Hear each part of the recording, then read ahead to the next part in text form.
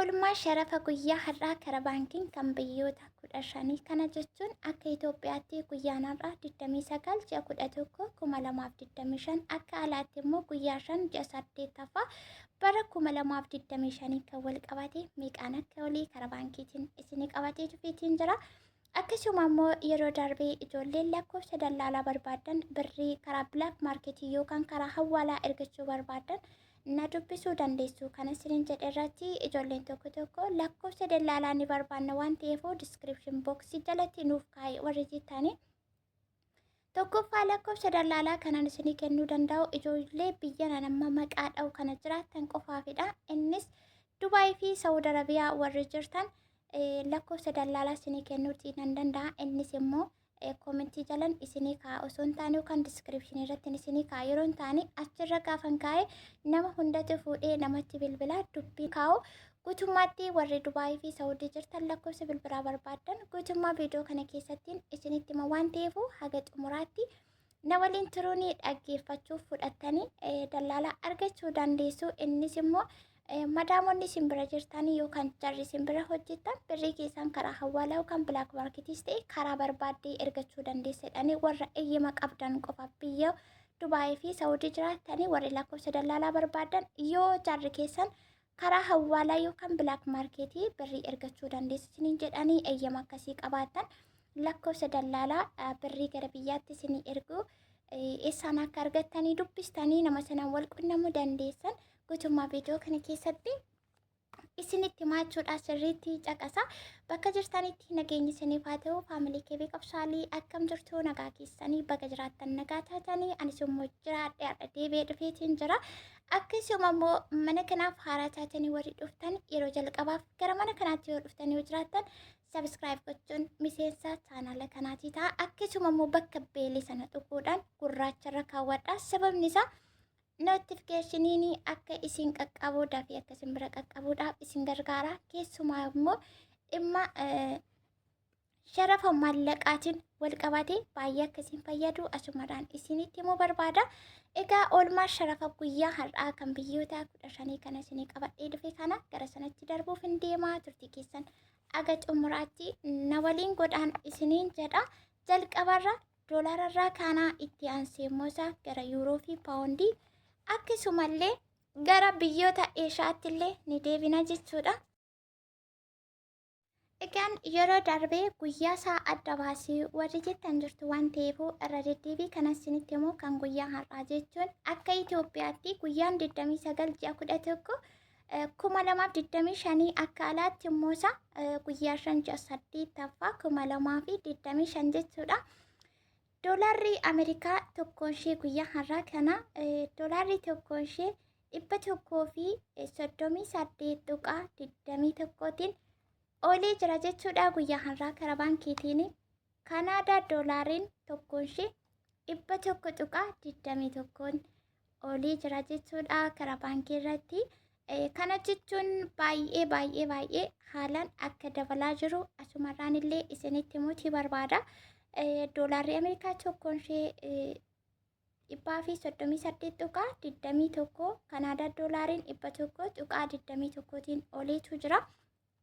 Awustiraaliyaa doolaariin 88.46tiin olee jira.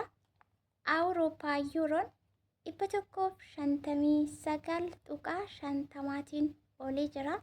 Awurooppaa yuuroo 159.50 olee jira jechuudha. Kanaadaa yeewaan 19.25tiin olee jira. Kanaadaa yeewaan 19.25tiin olee jira.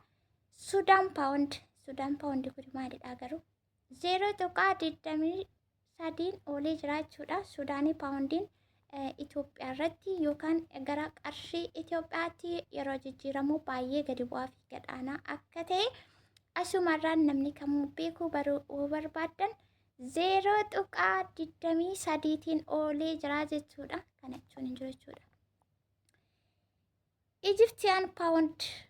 Egypti paawund yookaan Egypti kaayiroo paawundi 2.85 olee jira.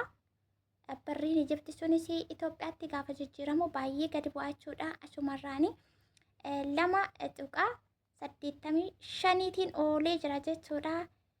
Israa'el shekel guyyaa har'aa kana Israa'el shekel tokkoon ishee birrii 40.05 oolee jira jechuudha.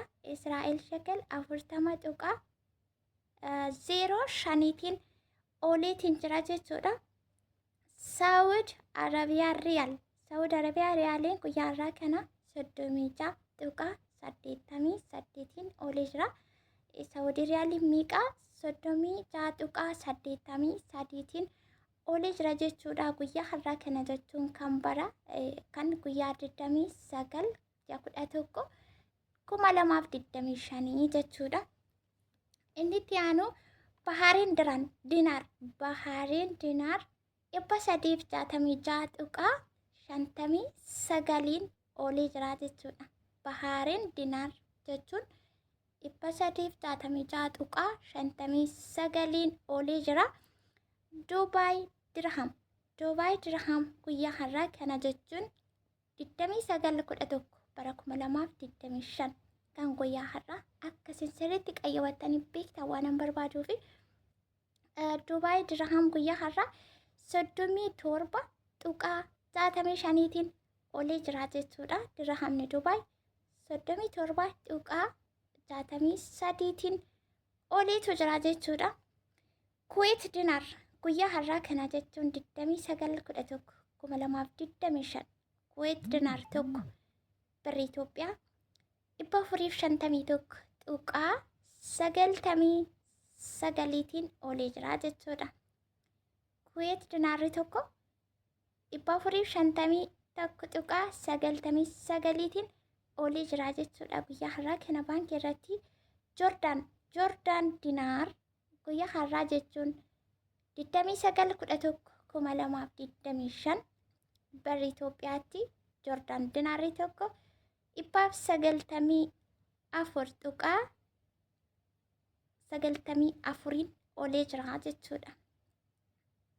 Joordaan Dinaarri tokkoon ishee 494.94tiin ooleetu jira jechuudha. Kan guyyaa har'aa kana jechuun 29/11/2025 akka alaatti immoo isaa guyyaa 5/8/2025 yookaan immoo isaa Aagust 5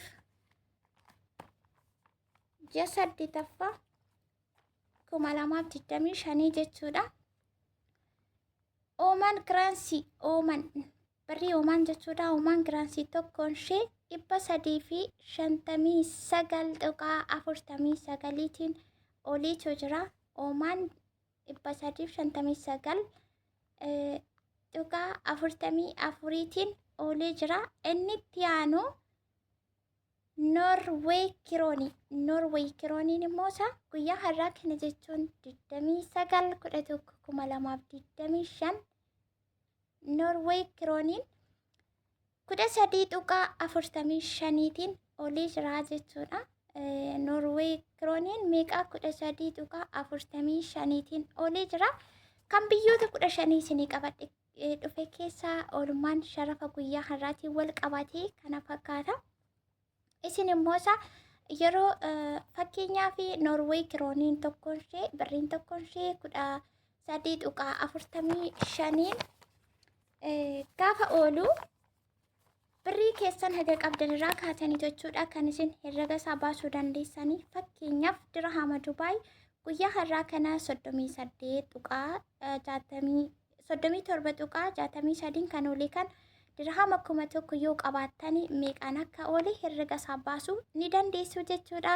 Viidiyoo kootii xumuree jira. Haala kanaatiin dirhamni tokko, dinaarri tokko meeqaan akka oolee, doolaarri tokko, yuuroon tokko meeqaan akka oolee, tokko ishee Itoophiyaatti meeqaan akka oolee erga beekattanii booda hamma qabdan baastanii herrega keessan baafachuu dandeessu isiniin jechuu barbaadeen. Viidiyoo biraatiin agan deebi'ee dhufuutti isa kanaa laayik, sheer, astaayitii keessan yaada keessan koomentii irratti na barreessuudhaan akkuma isiniin jedhee warri lakkoofsa daldalaa barbaadan biyyoota lama keessaa Dubaayii fi Saawud Arabiyaa warri jirtan lakkoofsa bilbilaa isin irratti na argachuu dandeessan. Amma kanan isinitti himaa kanarratti karaa WhatsAppiitiin na dubbistu isa booda lakkoofsa dallaalaa teewwal isin qunnamsiisuu danda'a. Kana jechuun zimbiloo lakkoofsa fudhattanii dhuftanii na dubbistu osoo hin taane yoo jarri keessan isinii eeyyamanii karaa hawwaalaatii birrii keessa yoo warra akkasitti eeyyama qabaattan nu jiraattanii lakkoofsa bilbilaa 971 5 69 25 36 irratti karaa WhatsAppiitiin na dubbisuu dandeessu. Lakkoofsa dallaalaatiin walitti qunnamsiisuu danda'a. Video kana like share gochuun irraanfatiin maatii ta'uun irraanfatiin video biraatiin akan deebi'ee dhufutti